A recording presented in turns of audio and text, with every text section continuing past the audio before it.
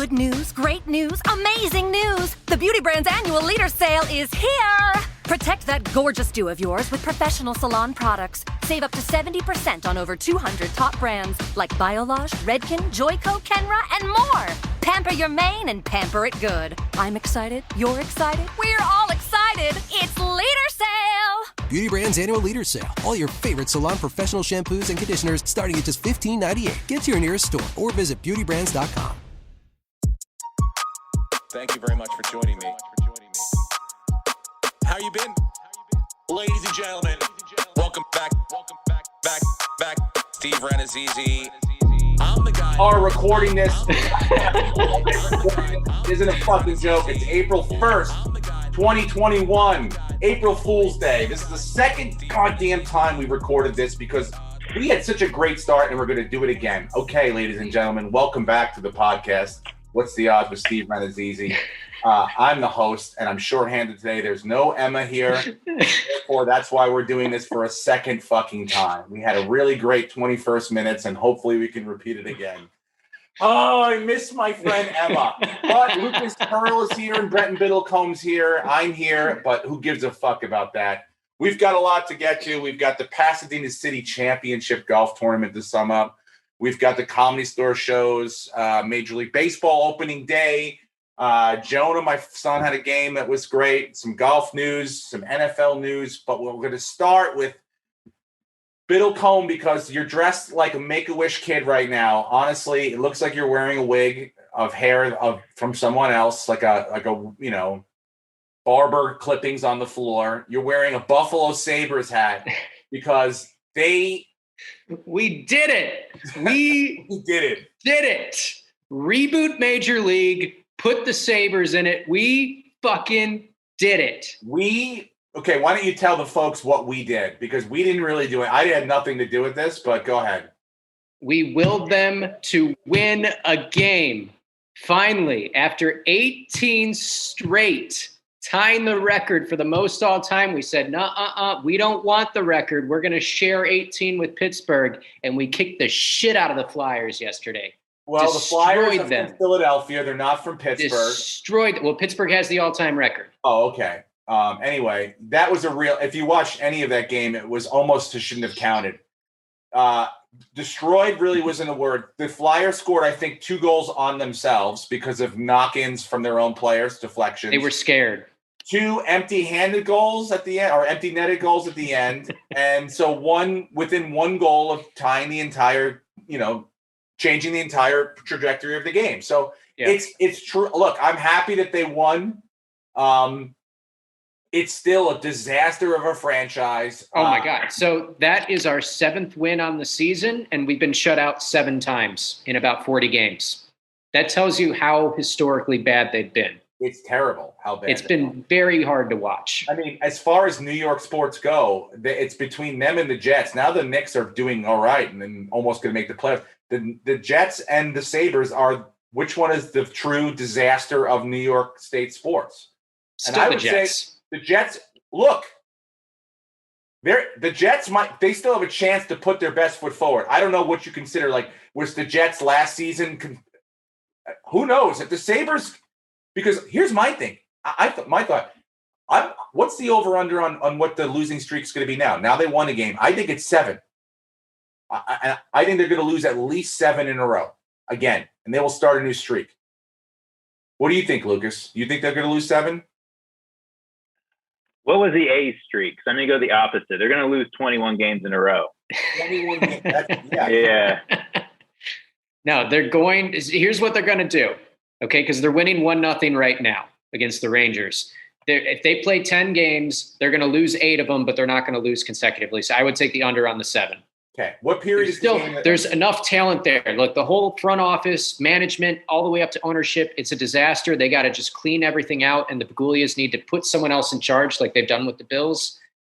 But that being said, it's still a very talented young team, so they can get a little luck, and they know how to win now. They've felt it. It felt good. So, they'll get 1 or 2 here. Maybe they'll win in a shootout. They're not going to go 7 straight again. What period is the game in right now? It's the first period. Yeah, they're lot up of 1-0. time. A Okay, lot of time. I wish it was something. We won't be done by the time it's over, but I guarantee you the Rangers win. I'll almost put anything you want to do right now that the Rangers win. I'll spot you a 1-goal lead, and I'll send you a bottle of wine if the Rangers win. Great, done. I'll take a What Pinot do you think? Grigio this time. Pinot Grigio. What will the score be by the end of this podcast? It's 1-0 right now. Okay. Do we have an intermission? We're gonna have at least one intermission. I'm gonna say, yeah, it'll be like a period and a half. I'm gonna say it'll be 2-1 Rangers by the time we're done with this. Okay, Brenton. What are you looking at, Brenton? I'm looking at how much time. I'm looking. I got a story for you on that. No, I'm looking at how much time's left. So it's halfway through the first. I think the Sabres will take a 2-1 lead into the first intermission. The Rangers will go up 3-2 in the second, but the Sabres will win 5-4 in overtime. Okay, but in 45 minutes, what will the score be? 2-1. 45 minutes. It's gonna be 3-2 Sabres. Okay. Oh, okay. Easy money, dude. We got a bottle of wine coming my way. And you got to send one to Lucas, too, if I'm right. Yeah. For keeping score. Thanks. Listen up.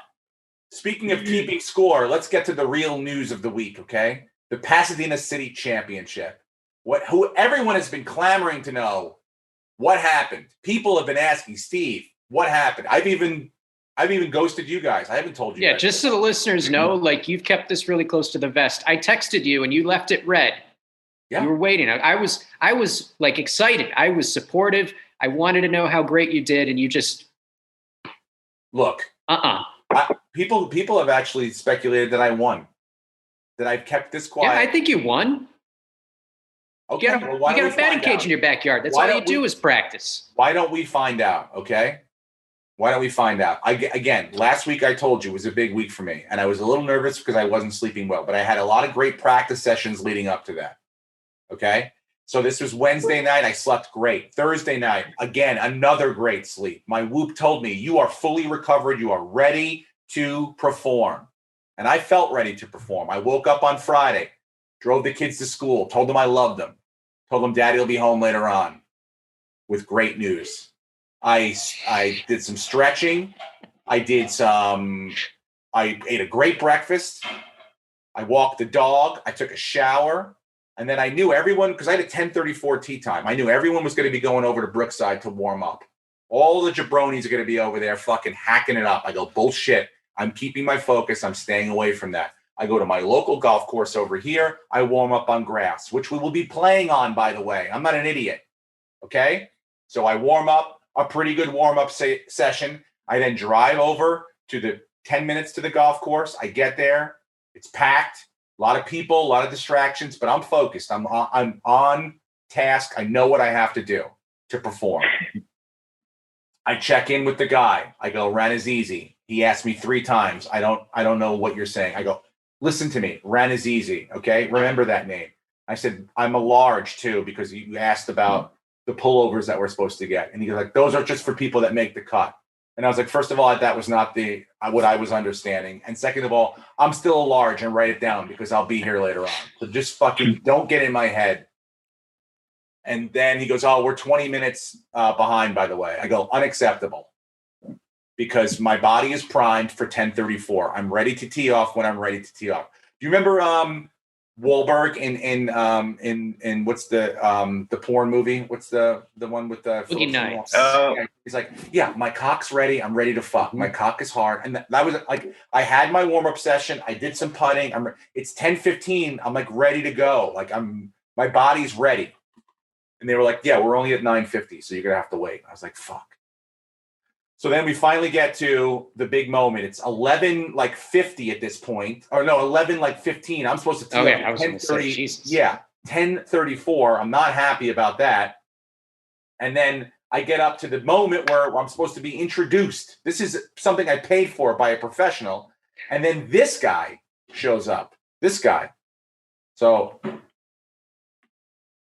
then this guy gets involved. You ready for this? Old Man River. Listen to this guy. Listen.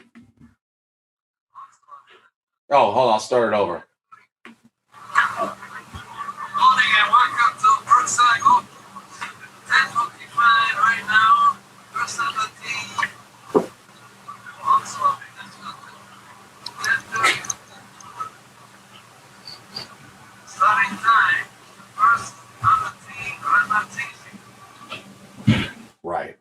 This is what I go, what? This is the professionalism that I'm dealing with right now?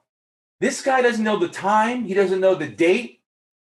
He did lay into my name. He's the only one. He gave it the full throttle, what I expected. But I was a little bit like, fuck, this is not what I had a good group of people. I then teed up. First shot, adrenaline, a little bit of a pull. Not a hook pull, but a little bit of a pull. I'm still in play. I double bogeyed the first hole. I bogeyed the second hole. But now we're so backed up. The pace of play is like we played an hour.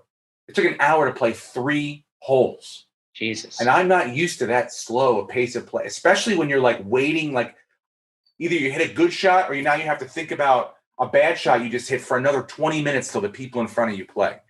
And it was literally like that for the first 3 hours, just that slow, like everything you would feel bored about with golf. Like hit a shot, wait 20 minutes, hit a shot, wait 20 minutes, hit a shot, wait 20 minutes.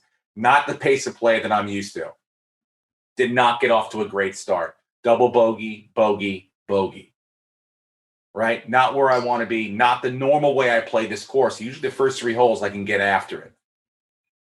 And then we settled the ship. We righted it. I made a couple pars. And then on course 2 at Brookside, there's a little bit like what our version of an amen corner. 3 hard holes in a row, 11, 12, and 13. It's a long par 5 uphill, then a par 3 that's hard, and then a tight par 4 coming back the other way. And I said, if I can get through this even par, I'm going to have an opportunity to make a good showing today, right? And the wind started to pick up, and now we're into the wind. And we're on 13 because I parred 11, the par 5. I parred 12, the par 3, and now I'm on the par 4. I put my tee shot exactly where I wanted to in the middle of the fairway. Then I had a little bit of a tree angle, so I had to hit a cut against the wind, and I thought I can do it. And I stepped up to the ball. I said, these are the moments. This is when you say, I'm going to make this shot. I'm going to put it on the green, and I'm going to be into contention. Because I looked at this point. At this point, I'm going to be honest with you. At this point, out of 50 players, I was tied for 20th. So I say the top 13 make the cut. This is the kind of shot that will get me into it. I thought about it. I made my angles. I made my practice swings. I addressed the ball. The guy that was with me was great. His name was Jake. He was awesome. Really nice dude. Singer. We'll get into that story in a second, but very nice guy. He goes, his ball was right next to mine. He goes, you got this. You got this. I go, I got this. I stepped up to the ball. I swung. I hit a beautiful shot, right? Left it out. Here it goes. Here it goes. It's got to cut now towards the green. It's got to cut to the green. And the wind just literally throws it into the other direction, right into the ravine. Boom. Out of bounds. Dropping now. I made an 8 on that hole. And then it was all like at that point, I was like tied 25th. By the end of the day, I was tied 25th. So I said, look, at the end of the day on Friday, I'm tied 25th. Did I play my best golf? No. Did I play my worst golf? No. I drove the ball when I needed to very, very well. I kept it in the fairway. I made some mistakes, but I know exactly where they are. Tomorrow I'm playing course 1, which I know very, very well. And I feel like if I can make a strong showing tomorrow, I'll crack that top 13. But first, I've got to go home, shower up, because I've got an hour and a half to come back to the fucking Rose Bowl to get ready for the Comedy Store shows that night. So I go home, I shower, I take a little bit of a rest. I get my thoughts together for the shows. Me and the wife, we head back with some friends to the Rose Bowl. Backstage, got to do a COVID test. It went great. And then it's awesome to see everyone. It's amazing. Like, as soon as you start to see people you haven't seen in a year, you're like, oh my God, this is fucking awesome. I'm smiling, laughing, having a drink. But I said to myself, tomorrow's tee time is 8:34. Don't mess around. Okay. We got to maintain focus here. It's earlier than today. Everything's got to be shifted back. So I said, I'm on at 8:40. Do your set, have fun, say hello to people, but then head home. Hanging out. Everyone's having a great time. Jesus Trail kicks off the show, kills. Now, by the way, this show, when I say kill, the Rose Bowl was so lovely and it was packed and it was awesome to do comedy. We're on a stage. There's big screens next to you, but everybody's in their cars and they can't get out, and the windows are up. Yeah. And they're listening to on the radio. So all you are performing to are the hums of the trucks, of this, the machinery trucks that are around you to keep the show going. And that's all you hear. So you're essentially performing a TED Talk for 20 minutes. What's the issue? That's what most of my shows are like. Well, I mean, yeah, you're used to silence, but for the most of us that get booked on the show, we're used to performing in front of people that, laugh and that had some sort of reaction. It's a different feeling, Brett, one you're not used to. I understand.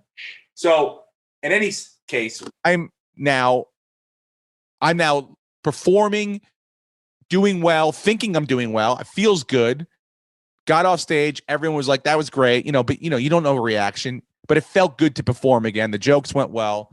Now I'm high-fiving people. Now you have a drink, 2 drinks. I go out to see Tracy outside. She's out with her friends out there. Boom. Next thing you know, we're watching people. I'm just introducing, and bing, bang, boom. It's 11:30, and I'm a little bit drunk, and I'm doing cartwheels in the parking lot because I had a great time. I said, I'm not out of this thing, but I'm gonna. This was worth it. It was fun to see our friends again. It was fun to be around our friends again. So. Look, it wasn't Jordan going out till it was Jordan. It was my version. We talked about this last week. But it was my version of Jordan going out with his dad. I wanted to go to Atlantic City. It was a short trip for me. You haven't gotten there yet. We're trying to get you there. You got to be the guy in the driveway shooting free throws till 5 a.m, not the guy that's out partying thinking, oh, maybe I can just get 13th. Tracy, we're not going for 13. We were making out in the car ride home hard because I had just performed. I had shown my powers again. She hadn't seen him in a while, but I showed her my powers, and she saw. And then we made love when we got home. It was glorious, dude. It was worth every fucking second that we made love. But all 15 seconds it took. And then you woke up and looked at your whoop, and it was like, I can't fucking help you, man. Dude. Blew it. You won't. So we go to sleep at like 12:30. I set my alarm for 6 a.m. I wake up with that fucking, like I haven't eaten enough, but there's too much booze in my stomach feeling. And I'm like, I immediately check the Whoop. I go, maybe the Whoop will tell me you're okay, dude. I look at the recovery, 3%. Oh my God. The lowest I've ever had in my life. 3%. 3% recovery.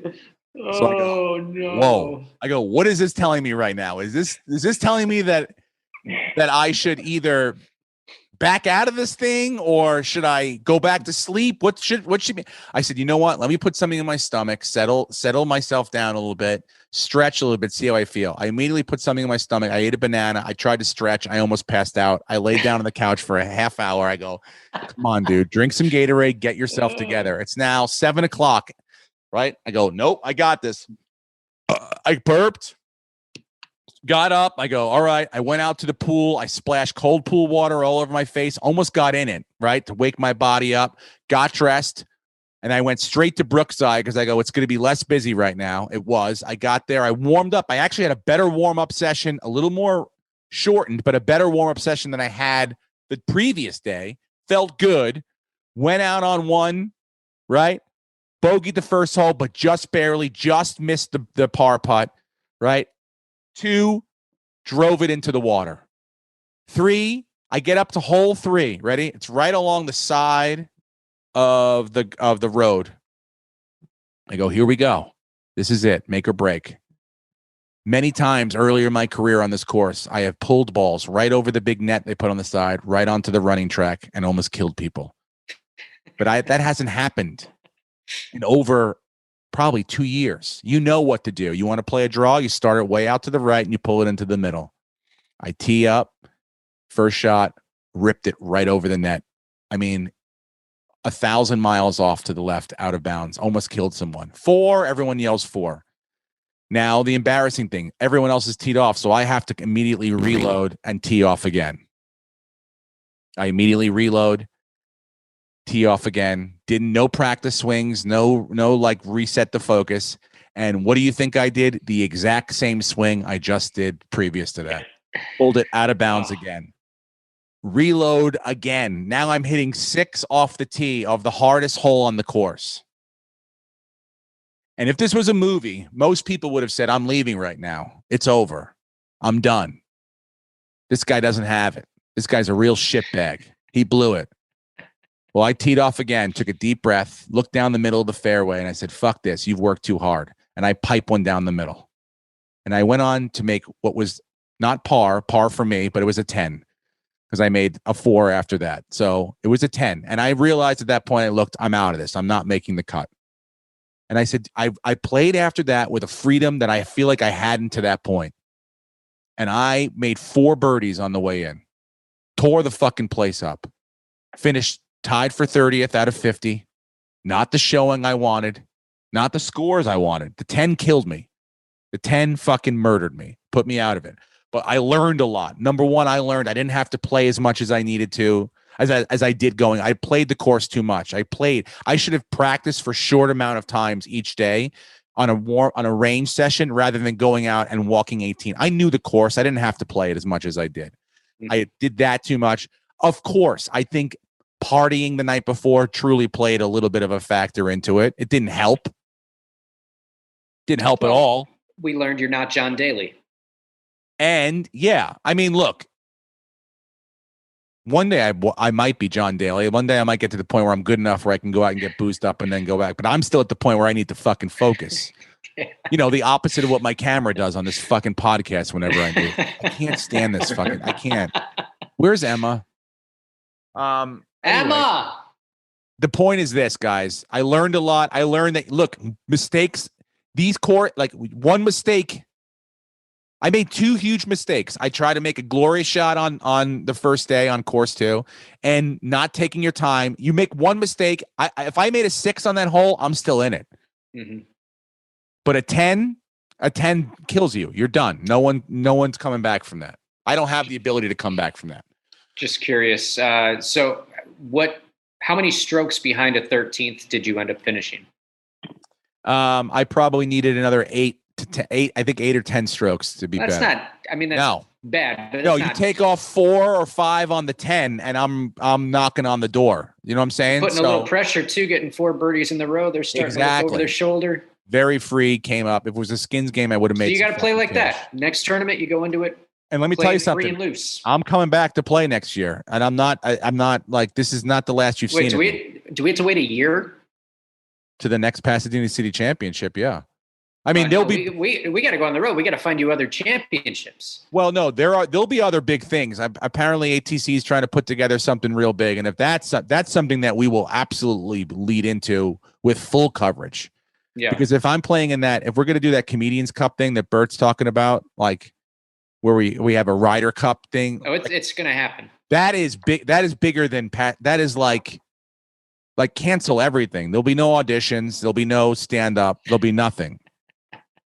We focus on that. We focus on beating whoever they put in front of me. There are no friendships. It is destroy the person in front of you. Tiger Woods style.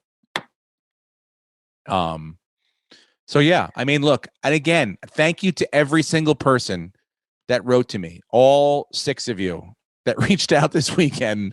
Like, hey man, we heard on the podcast that you just have fun, do the best you can, and try not to kill anyone on the course. I didn't kill anyone on the course. I almost killed some people that were running next to the course around the Rose Bowl.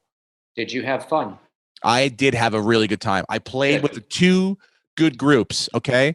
Oh, let me see if I can show you the picture of the fucking. Let me see if I can pull that up of the guy that. So this was our group. Was this Sunday our group or?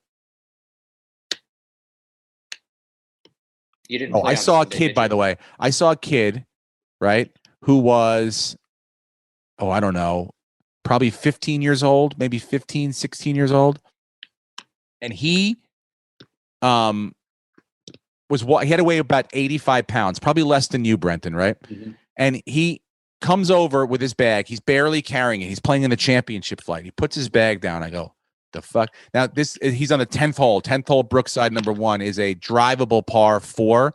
It's like from the end of the course, the tips, what they call, it's probably 310 yards to the front of the green. So he's waiting. I go, what is this kid waiting for? He pulls out his driver. The driver is bigger than he is, right?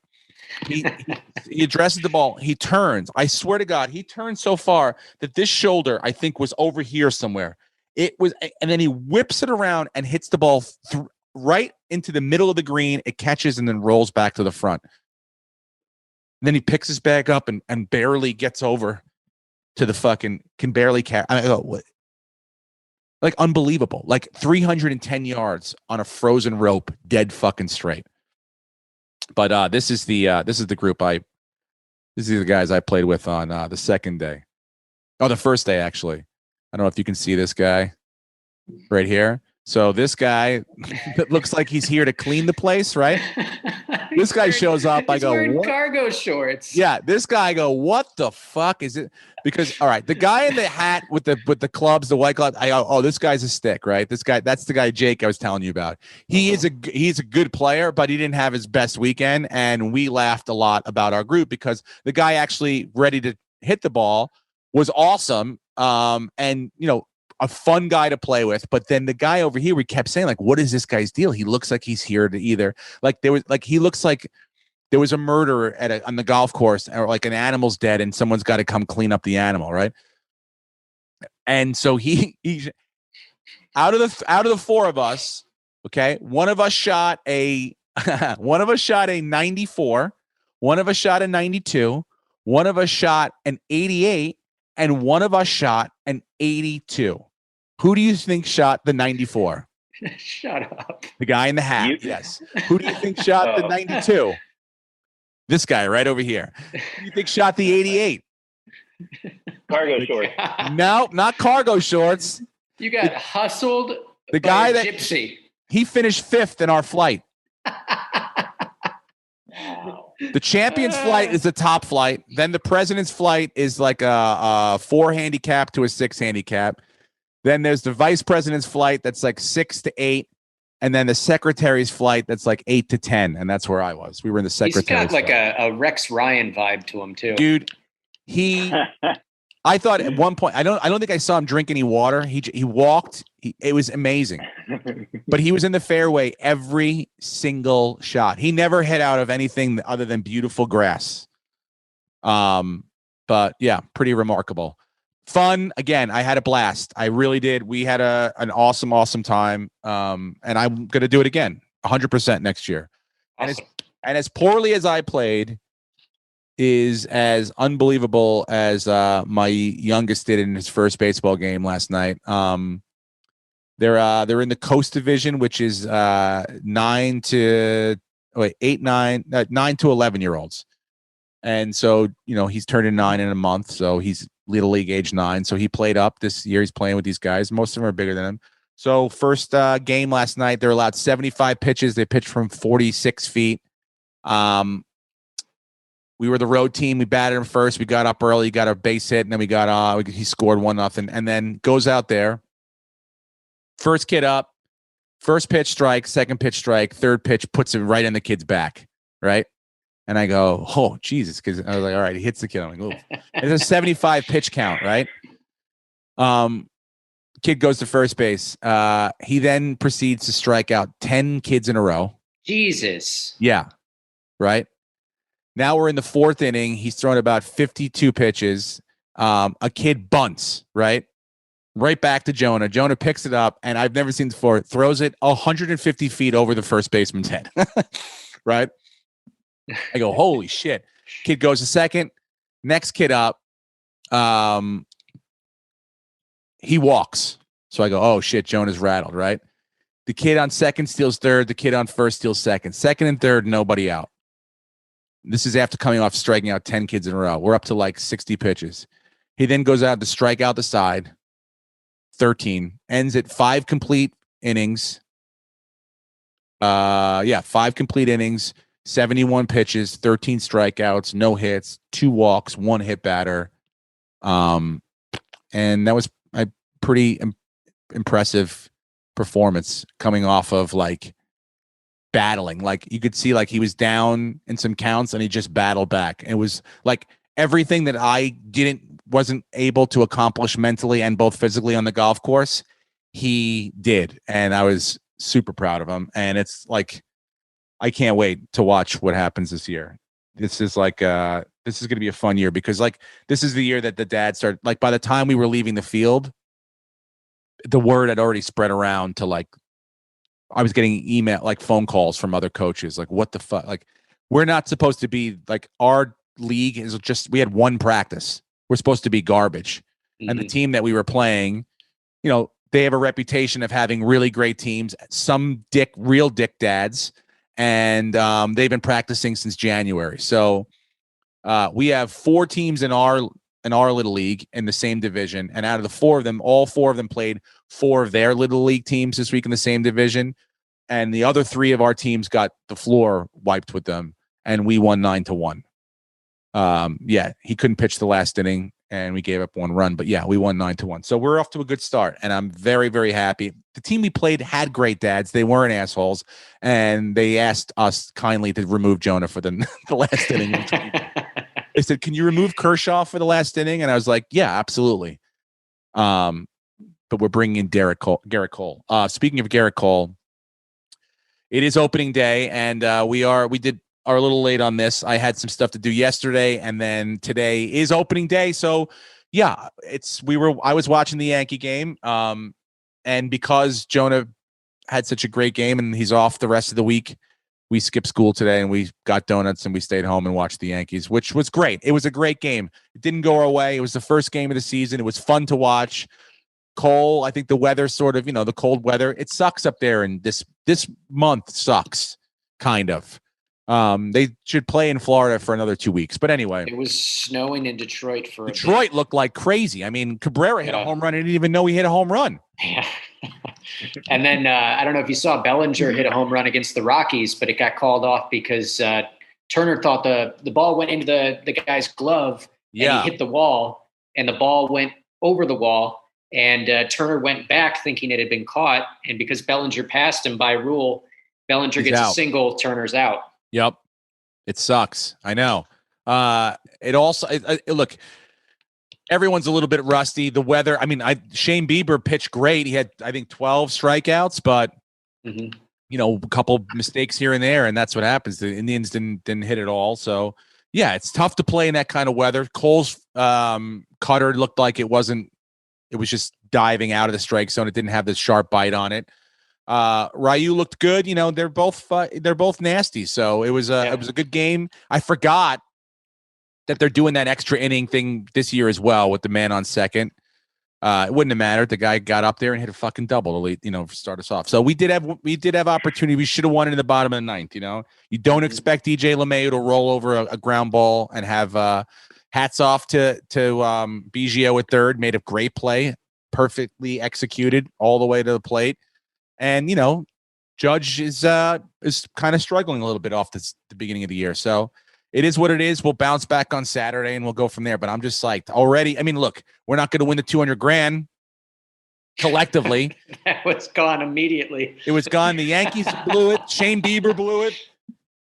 I mean, the Dodgers, I think, are going to. But I don't even know how it works because, 2 games were delayed, one for COVID and one for weather.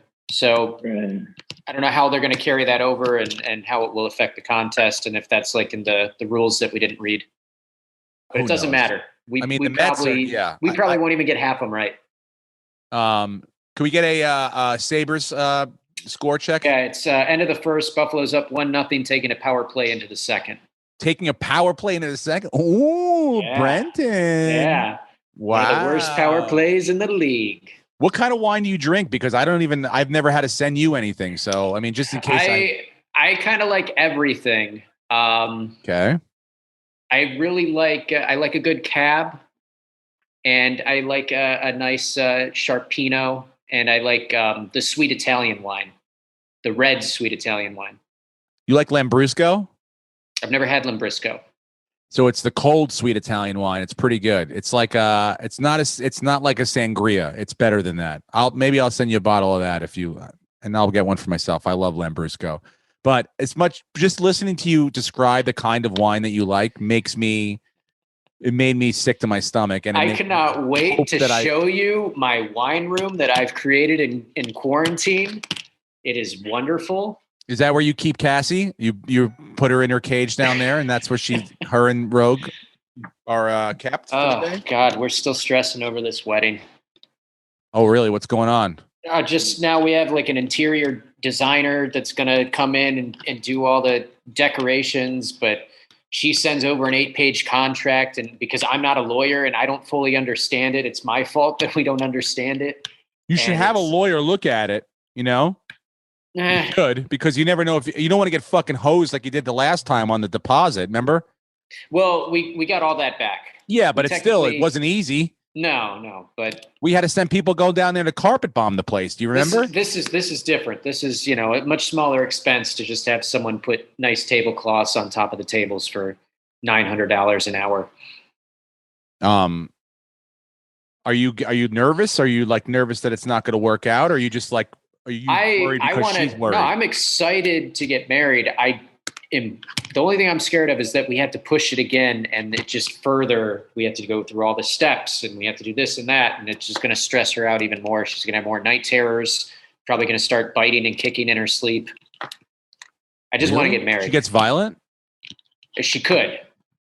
Right now, it's just screaming. Really?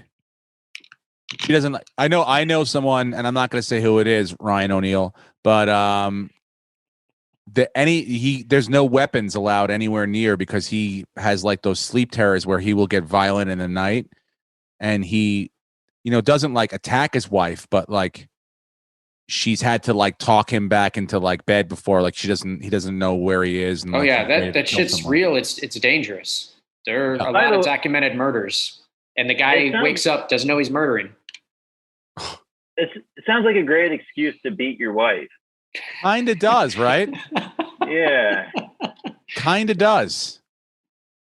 It's like, I don't beat my wife. It's my night beating or my sleep beating or whatever. It's a medical condition. You guys have no sympathy for a medical condition called night murder.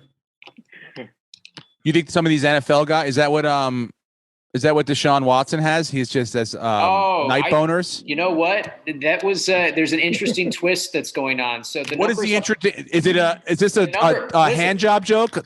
Which way does it twist? To the up or down? This way or this? The number is up to 21 women have accused him of various things, right?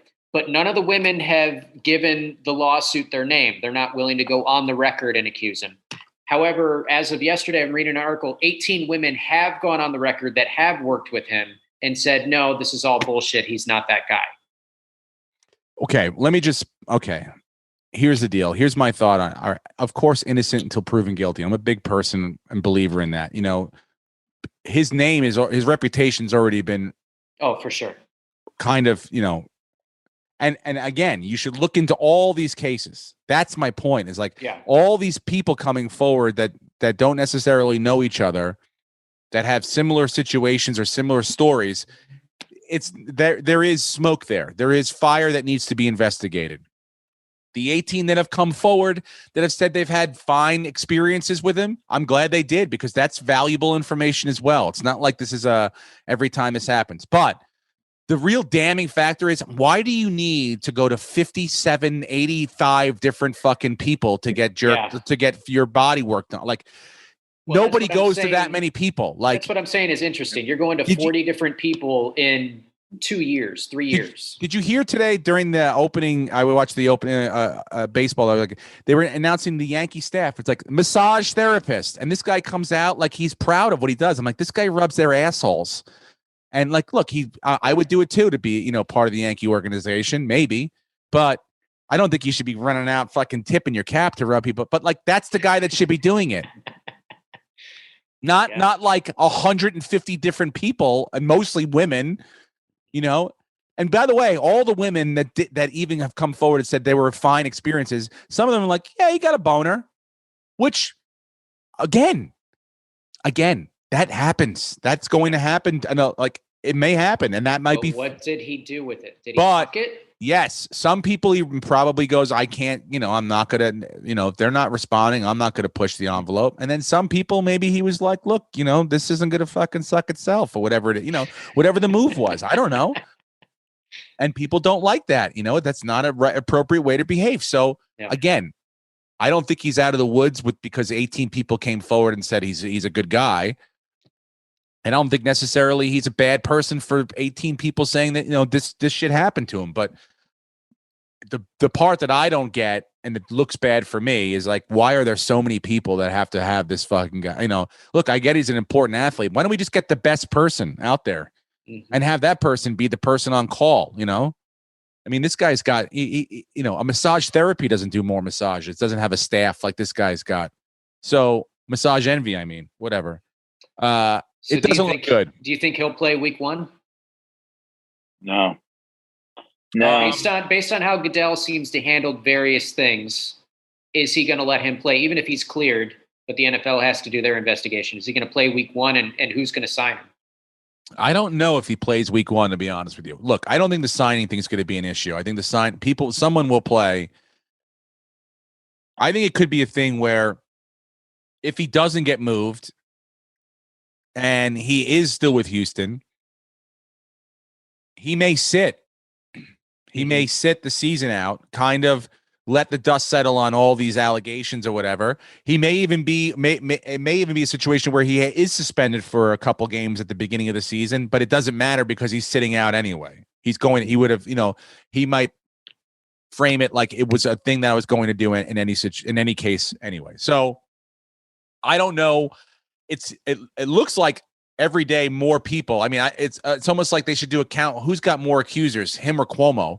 Yeah, because the numbers go up every day. I can't figure out which one's which. I think we were at 8 last week when we were recording, and now we're at 21.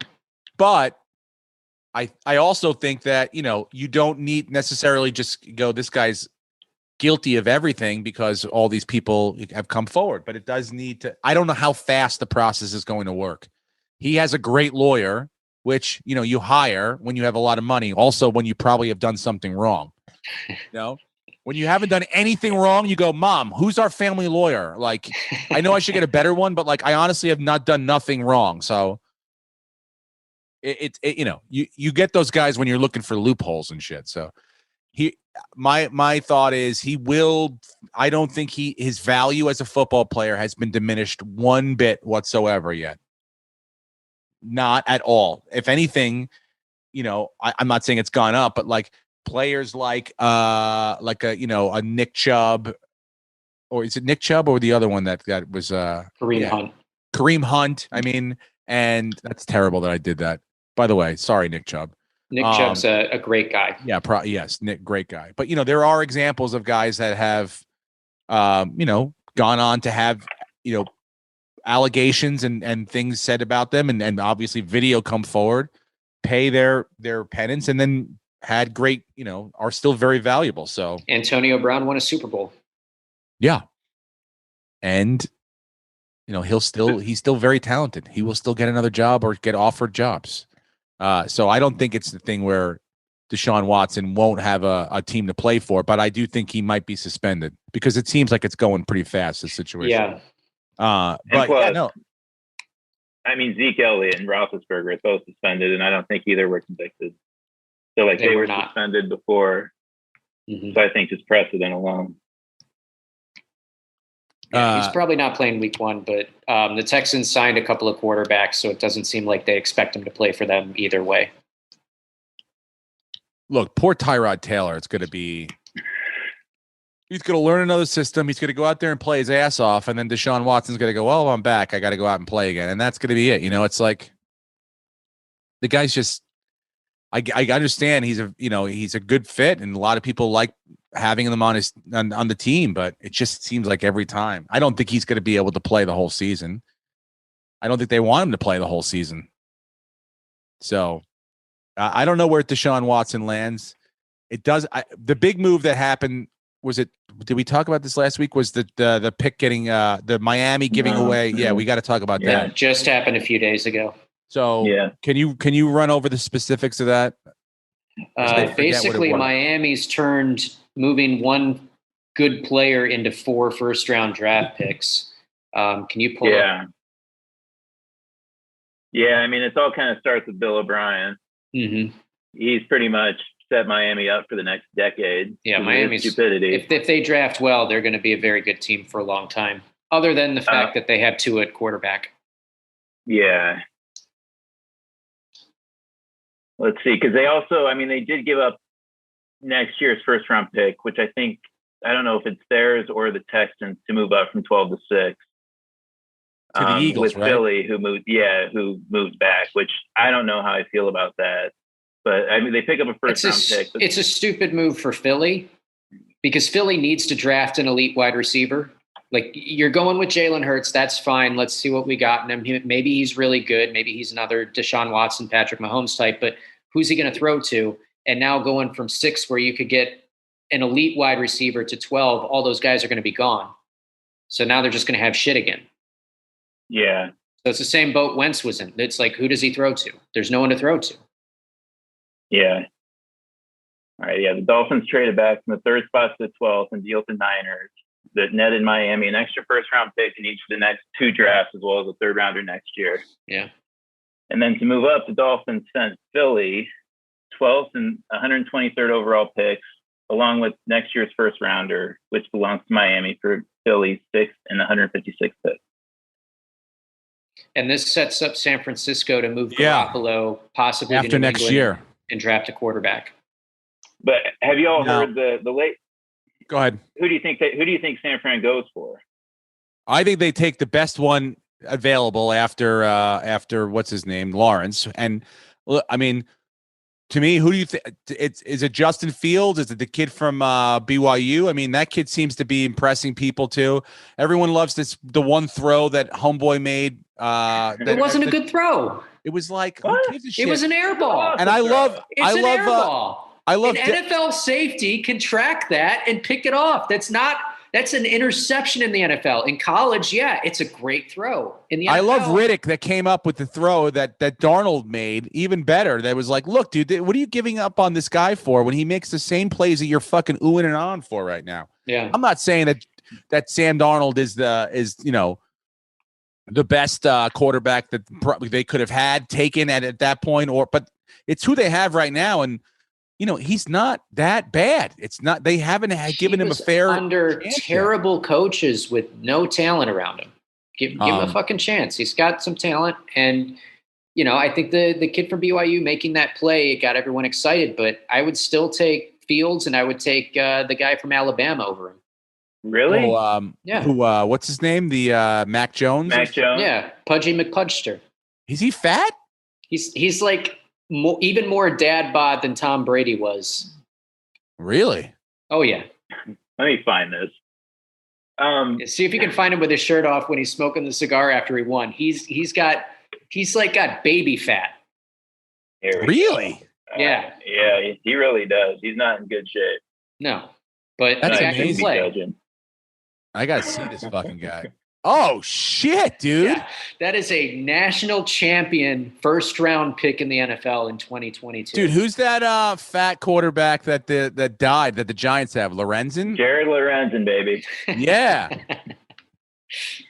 Man, I mean, there's no Lorenzen, but like, I mean, there's looks like, I mean, there's muscle underneath there. I'm sure he's like a country strength kind of kid, but like, I guarantee you right now, if Lucas Hurl ripped his shirt off, that's a better body than that fucking. Wow. Absolutely, yeah. Dude. Look at that. Yeah, it's not. You're bad. telling me right now, Lucas is drafted ahead of Mac Jones. He looks like me. He's got no chest hair. He hasn't even hit puberty yet. Dude, Mac Jones gets drafted behind Lucas Hurl in the body off contest. I'll tell you that right now. Thanks, Steve. I think Mac Jones goes third, though. I think San Fran will surprise a lot of people and take him because I don't think they're going to take a project. I think he'll go before Fields. San Fran, they're 2 years away, or 2 seasons off from a Super Bowl. They're not looking for a developmental prospect. No, they want the guy. They are loaded with talent. Their defense is elite. They have a really good offense. They have some great playmakers. They just need to put it all together. That team last year, I've never seen a team lose more key players in a season ever, I think, in all the years I've watched football. They lost literally everybody. Yeah, no, it sucked. It did suck for them this year. The Giants have made incredible moves, and now the ownership the ownership is now going, look, it's time to win. And I'm happy about that. I'm happy someone has laid down the law and been like, okay, well, we've done it a couple different ways. We drafted some key players. We've got some great draft picks. Now we've gone out and spent some money. Now it's time to win. And I'm not saying you got to win a Super Bowl. That'd be great. But it's time to not be the laughing stock of the NFL. Division-wise, team-wise, like we got to get out of this dumpster fire. Let's be competitive. Let's go out and compete against every single team, not just the shitbox teams that we play in our fucking division. So I'm happy the moves that they've made. They've made great. Leonard Williams, again, they spent $100 million on 3 players. Williams, Galladay, and Lador? I can't. What's that guy's name? The cornerback guy. $100 million to those 3 guys. So they spent money. They're going to have hopefully a good draft again. They've got a couple, they've got a first round draft pick, and what are they, 11th or something like that? People are looking at a defensive player.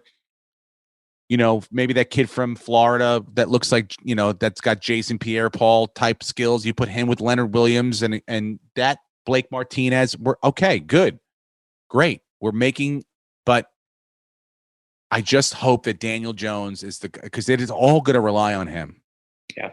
And is that Gettleman with his fucking wicked smart Boston accent. Daniel's our guy.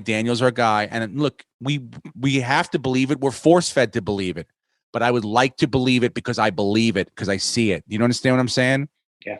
He's got to turn the corner this year. I'm not saying he's got to be Josh Allen, but he's got to start the trajectory of Josh Allen. He's got to start to show God-given talent, the ability to read and make plays, and getting play and the ball under duress to playmakers. That's what he's got to start to figure out how to do and to win the fucking game. And he's got playmakers. And now they got some.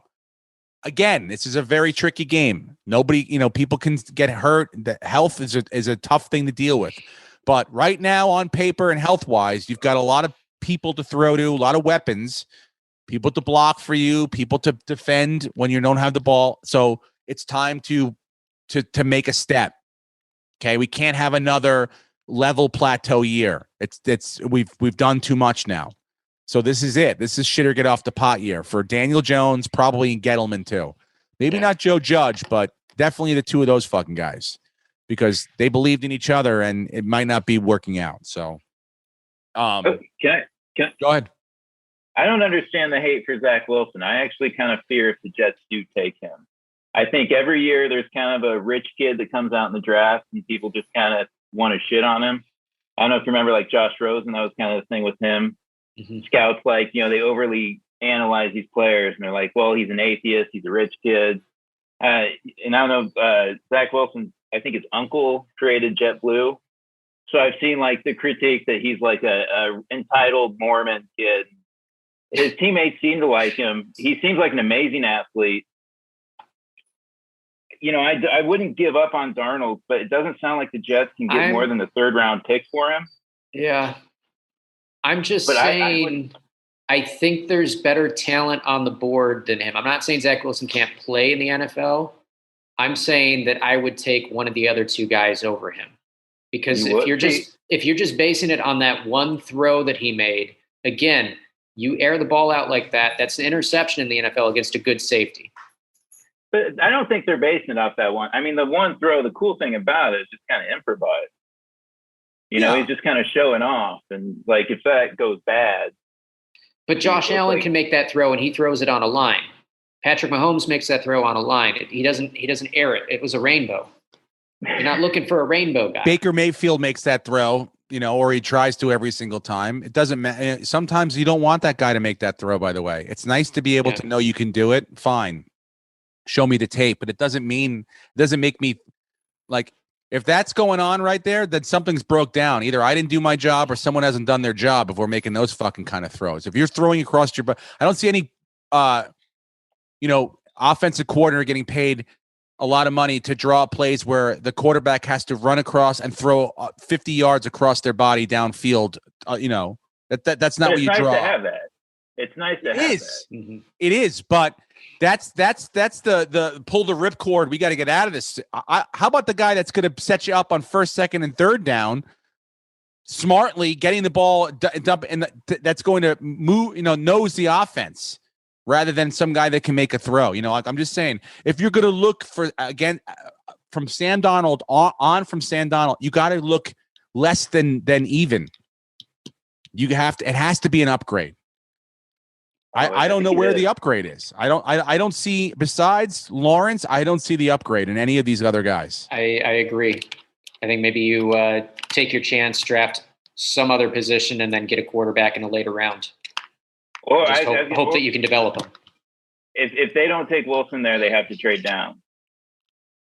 I mean, a lot of people compare it to the Giants back in 2017 when, Gettleman stayed at number 2, even though there were many trade offers to get up there. Everybody wanted Darnold or Josh Allen, and they stayed there, and they could have traded down, picked up another, 2 first-round picks probably that year. Yeah, so we got Barkley. Yeah.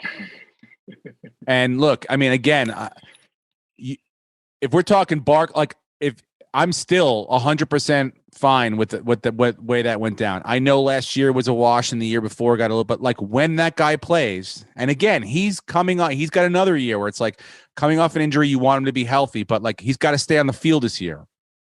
Him, Aaron Judge, these guys have to stay on the field this year.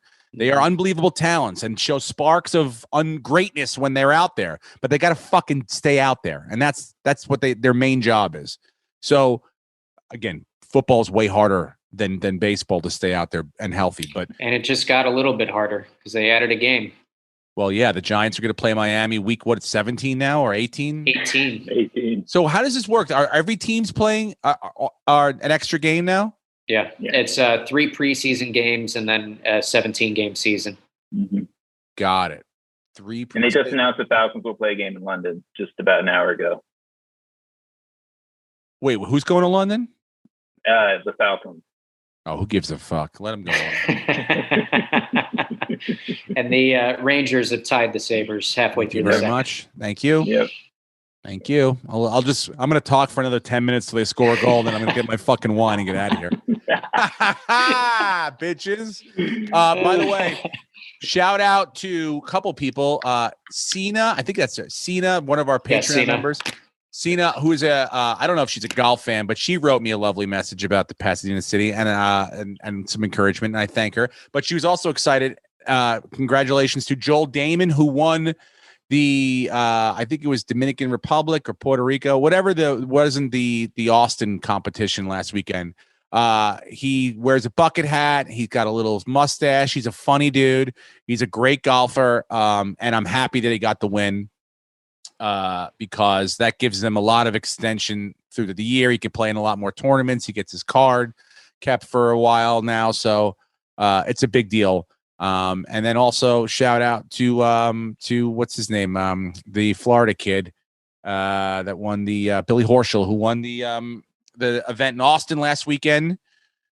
They did their own little March Madness, golfing match play. And Billy Horschel beat who did he beat to win? Oh, he beat Scotty Scheffler, went to University of Texas, local kid down there. So it was great, fun to watch. Austin Country Club's a beautiful, beautiful course. I was lucky enough to get to play it once. It was awesome. But yeah, Joel Danon won and Billy Horschel. And next week is the Masters, guys. Next week, the Valero Texas Open's going on this weekend.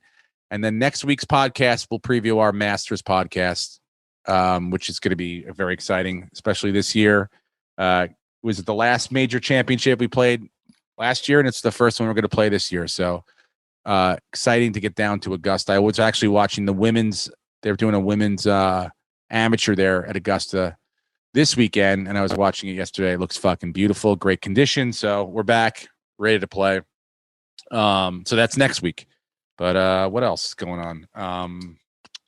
Oh, what's the we're not winning the $200,000. Did we talk about that for baseball? Because God, no. Shane Bieber lost, the Yankees lost. But there was one game that you and I vehemently disagreed on. Do you remember which one it was? Like you said, I'm going to make my own fucking thing with, and I want to know what game. Pull mine up and figure it out. Because I was trying to figure that out before too, and I forgot completely. It wasn't the Baltimore game, was it? I wanted Baltimore, so maybe it was that one, and then I also wanted. Well, they got rained out, right? Baltimore. They got rained out, Yeah. and they got rained out. Who was COVID? That was the Mets Nationals. I think I wanted the Nationals just because I knew everybody would be on DeGrom to win. And then those are the two games that got canceled today. Maybe I'd have to go back and listen, but I think the two we disagreed on both got canceled. Fuck. Did the Rangers score? Yeah, go ahead, Lucas. Go ahead. Oh, I was going to say, happy April Fools to both of you. I don't know if you're aware of Michael Strahan's prank, but a couple days ago on Instagram, he posted a picture of him. He fixed his gap in his teeth. No, he didn't.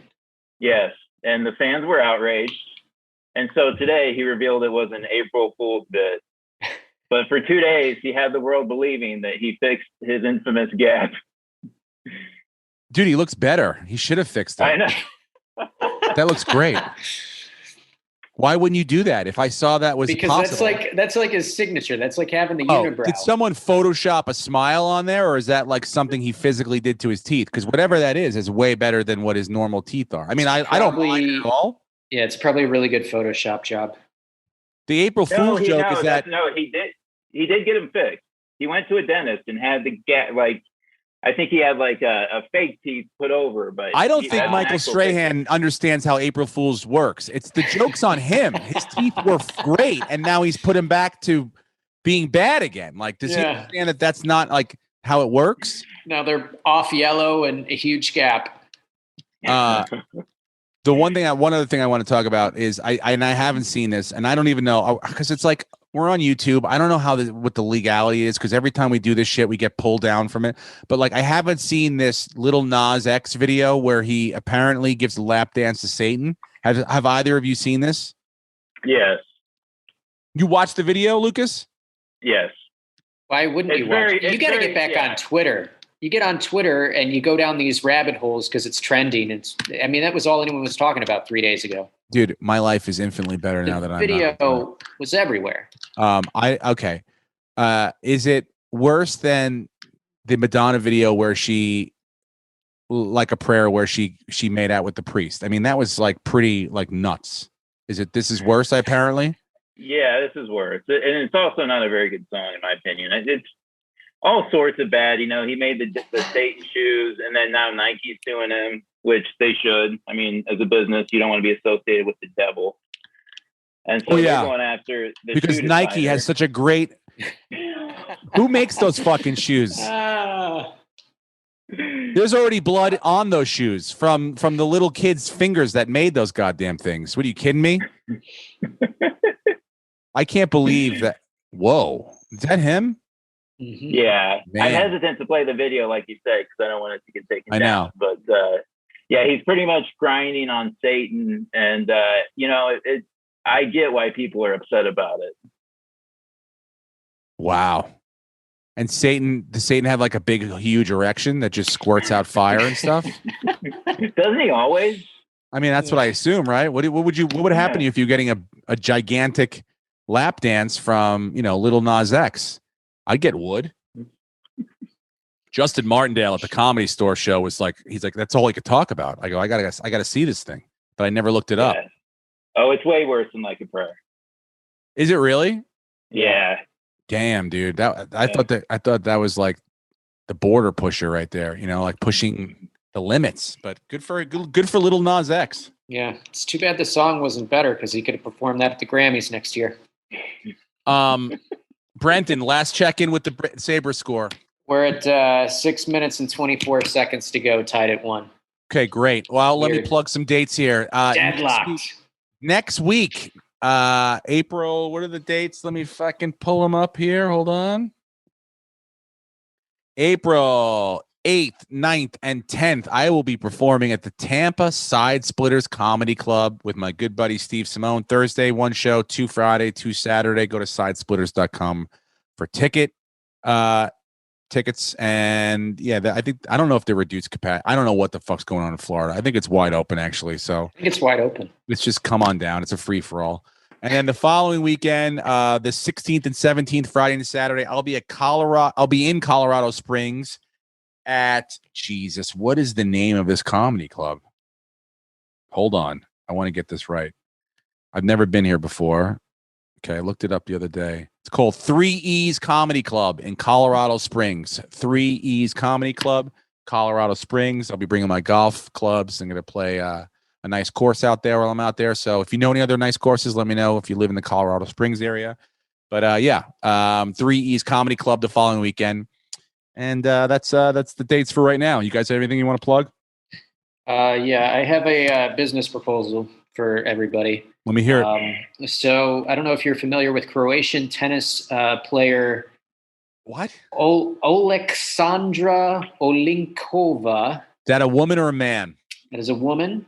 Okay. She made $5,000 selling an NFT of a piece of her right arm. She sold a chunk of her right arm as an NFT and made $5,000. Wait a minute. Now, this is blowing my mind for many reasons. Number one, I thought NFT was digital. Was it a digital thing where it's like you don't own anything physical, you just own a digital copy of it? Am I right in that? She's selling ad space. Oh, Mike. Oh, I see what you're saying now. Yeah. Okay. So you can someone bought it for $5,000. They can put whatever they want on her right arm. And that's what, and she's doing this for just like she's tattooing it on, or is it like? It's a temporary tattoo. So it's a body billboard is what they're calling it. And isn't NFT anonymous? Like, don't you not know who you're selling to or who you're get like, right? You can't curate who you're getting. Like, couldn't the Proud Boys have been like, we won? Oh yeah. It could be anybody. What a great idea. How could this go wrong? So all I'm saying is we have bodies, we have space. I don't have as much, so mine's a little more scarce, probably more valuable. Therefore, we can charge more. Yeah, you think more than Emma's? What I'm saying is I'm a smaller man, and if we've learned anything from crypto, the less of something there is, the more money you make. Okay. Well, I'm fat, so there's a lot of me to go around. Square footage. Yeah. Look at how skinny my wrist is. Look at this. Not bad, dude. Put that up there, right? Yeah. Rangers are on a power play. Yes. I just have to yammer on for another 30 seconds and I'll probably get my fucking goal. Yeah. Right? Sucks. Are the Rangers home? No. But I mean, it doesn't fucking matter. Sabres have won 3 games at home. We could talk about Mattress Mac. The NCAA tournament's down to its final 4. Mattress Mac has $1 million on the line for the Houston, what are they, Cougars? What are they? The Jaguar? I don't know what they are. Yeah, that sounds right. I think it's the Cougars. To win the and he put it at 900 to 1 or 900 plus 900, so 9 to 1. Could win $9 million. I don't think they beat Gonzaga. I think that's the team that's just going to run over everybody else that's left. But I was surprised by the Pac-12. Just really, most of the teams out there seem to do the best in the tournament. USC, UCLA. There's Mattress Mac. Yeah, this just came out. Every time something comes out about him, I just want him to lose. I actively root against him because just his love for the Astros and why would you do that though? He's the number 1 sponsor on this podcast. Yeah. He's our only sponsor. He is our only sponsor. Yeah, we haven't received a goddamn nickel yet. Why don't you stop fucking gambling so much, Mac, and start sending some money our way, will you please? How the fuck is he making all this money? NFTs. There's no way. He's in Houston. Those mattresses are filled with cocaine. They're drug smuggling. You don't have $1 million to throw down on a fucking local college team for fun. Kind of cash selling fucking mattresses. You don't see the guy Sleepy's out here, whatever that guy. What's his name? The guy used to hang around the comedy store all the time. He doesn't have fucking fuck you money. Neil Lee. Yeah. The Leeds mattress store. He doesn't have Mattress Mac money. You don't see him at casinos throwing it around. He does have cocaine though. Maybe he got in on Bitcoin early. Tons of cocaine. Doge, by the way, Elon Musk tweeted at 3:50 this morning Pacific time that SpaceX is going to put a literal Dogecoin on the moon. They can't even get a rocket out. You see they blew it up the other day? It's going to happen, though. And go fuck yourself, Bernie Sanders, who said Elon Musk makes too much money. How about he threw a rocket into space and it blew up? That's like $500 million out the door right there. It's like, give me a break, man. We've also already seen how this plays out in Iron Man. Okay, you don't have the congressman come in and take away Tony Stark's toys. Just let the guy change the world. Let him build the shit he needs to build. Yeah. All right. Sabres killed it off. Fuck. We'll have to leave it at that 1-1. Did you have something you want to say, Lucas? Sorry. Oh, no, sorry. I didn't mean to. I was just going to add to the space thing. I don't know if you're familiar too much with the stock market right now, but they just made it Kathy Wood, probably the most famous investor right now, just created a space ETF fund. And the stocks in the space ETF fund are pretty ridiculous. They include Google is in there, Netflix, because I guess when we colonize the moon, we're still going to be, of course, watching Netflix. Yeah, of course. Alibaba's in the fund. Of course. Chinese have to go. Well, it's Chinese Google. Yeah. Yeah. So, and also, I don't know if you've checked your AMC stock, Steve, but no, I cashed out. He cashed out at a profit. I'm out at a profit, a cool $3.50 profit. And that's how you build it, piece by piece. Yes. That's how Warren Buffett did it, piece by piece. All right. Well, the Sabres and the Rangers are still tied at 1. We'll have to find out next week on the podcast who won the bottle of Pinot Grigio. That's it for this week. Happy April Fool's Day, you fucks, and have a great weekend, and we'll check in with you next week. Goodbye. Go Bills. Yeah. Go Bills. Thank you very much for joining me.